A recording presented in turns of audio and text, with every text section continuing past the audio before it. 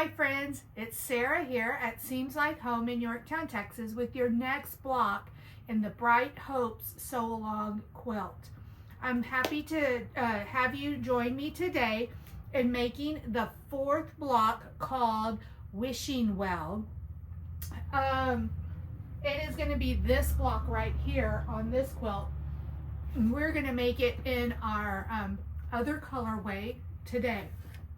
So I'm going to need, I love this quilt because you can do it with all the same colors, all the same 5 colors, or you can mix and match them. And so in our helpful little bags that you hopefully got, it has on here that I'm going to need 2.5 yards of background color. So I can choose and mix and match any of the backgrounds that I need. In this one that is rose color designated with the red in the pattern, you know, you can pick any of the colors out of here to go with that. And so it's real easy and fun to cut out. So let me cut out my pieces and then we'll get back to you on how to sew them together and not lose any of those points.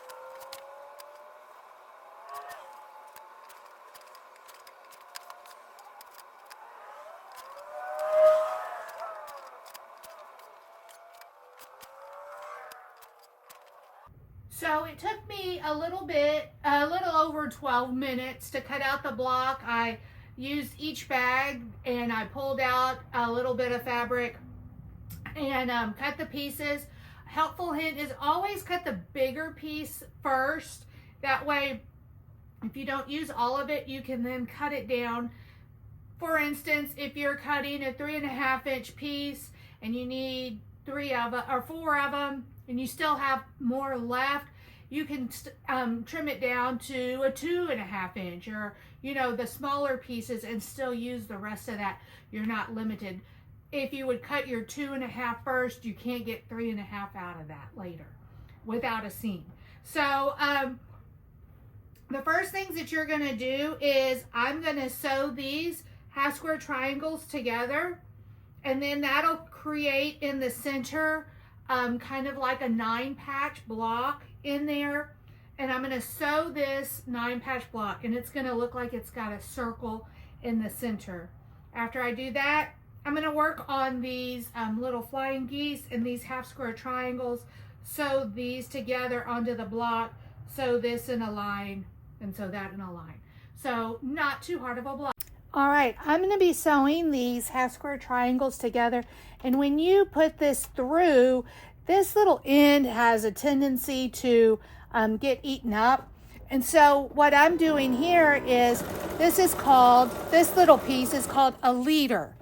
And so it's already has a stitch going, and so when I put my other piece up there, it will take it in easier. If need be, I could reach back here and pull it a little bit so that it is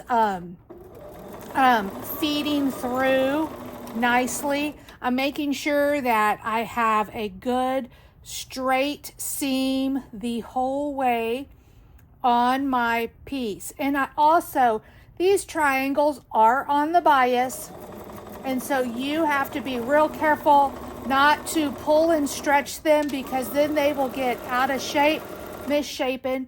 You can get it back a little bit while pressing, but it's just better to keep those threads in the fabric straight as you can. One more.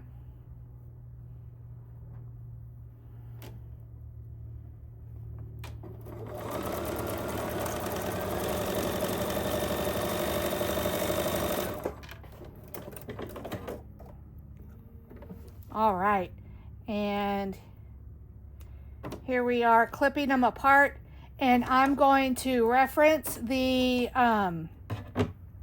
pattern to see which way I'm pressing the seam allowance. On my pattern, it's telling me to press towards the red. So what I like to do, heat it up, put the red on top, and then open it up and use the side of the iron to press it towards so that I get the whole side usually at the same time. I can stack them because then the next one will put a little heat on there, and that'll help with a nice crisp flat press. And then I'm going to put my clapper on there and let that cool just a second.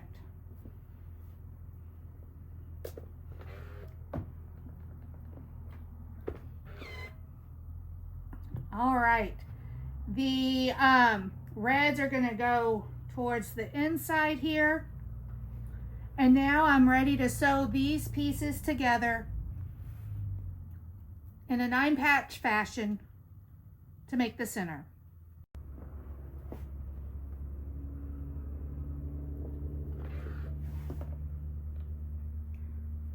I'm pressing the seams per the pattern before I stitch these together. You probably can stitch these together and they'll turn out okay, but I always want to try to make it the best I can. Okay, so this one, they're going in, this one they're going out, and that's going to allow you to nest those seams together and have a nice little point. All right, it's always a surprise to see how it turned out. That one looks pretty good, and this one looks pretty good.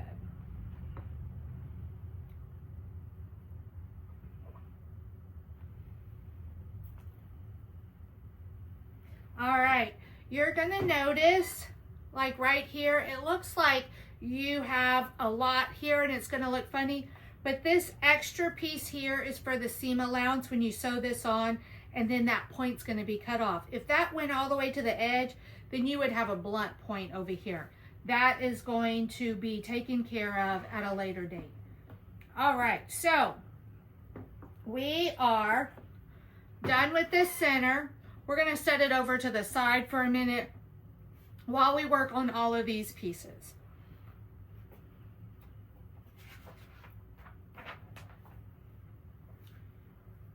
All right, what we're gonna do is we're going to tackle these flying geese first. It's a rectangle and 2 squares. And what I'm gonna do is I'm gonna lay 1 square, they're the same height, but not the same width. So I'm gonna sew middle corner to outside corner. I'm gonna press it up. Then I'm gonna lay this one on here and sew middle corner to outside corner, press it up. It's gonna make a flying geese. I have made the flying geese unit, and I know that it's gonna be okay. I don't quite have a 1/4 inch there, but I have enough there to work with to not cut off my point. I can watch the back here to see my seam allowance. So those little pieces weren't that hard to assemble. Just watch that top little point to make sure you have a 1/4 inch and that triangle doesn't go all the way. Put these down. And so our next step is to sew these little 1/2 square triangles together, press them out, and then we'll sew them in units onto the block and then put our corners on. Almost finished. All right, here's the unit. It was a little tricky because, as you can see, it kind of is smiling at me. It's the flying geese in the middle and then the 2 1/2 square triangles. I have a tendency to curve and not keep my seam straight the entire way, and so some of them I had to go back and straighten that out right at the end, but I think that these will go on without too much trouble. Right here we have, what we're going to do is we're going to sew on all, well, we're going to sew on all oops. It helps when you read the directions. These are extras. So I'm going to take those off sew on all 4 sides, and then sew my big triangle piece on right there. All right, so I've made a little progress. I've gotten 2 sides on. When I sew this on, I am going to have the big piece on the bottom and this piece on top so that I can see my seam here at the 1/4 inch, here at the 1/4 inch, so that when I turn it over, I'm not losing my points. So 2 more sides. Here I am. That one did not get clipped off, and this one did not get clipped off. That is really good.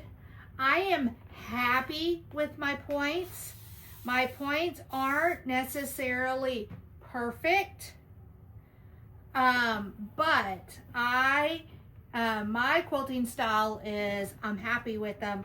We can go on. So this would be a great time to double check that all of my pieces are going the correct direction, so that when I get finished, I'm not saying oopsie. So here I have next blue, blue, the blues, the blues, the blues. So I just pick one spot on the pattern and I look, and then it's a repeating pattern on there. And so I am ready to put this corner piece on right here.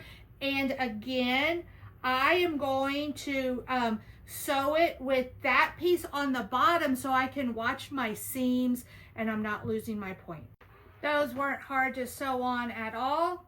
I had a little dog ear on either side.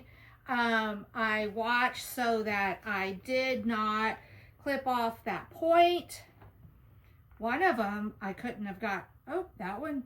2 are a little big, 2 are right on track. I'm happy with it. I really like this block. It is called, hold on, Wishing Well. I guess that's the well at the bottom if you would look down it. And I really like it. Thanks for watching, and tune back in again next week for the next block called Chuck-a-Luck.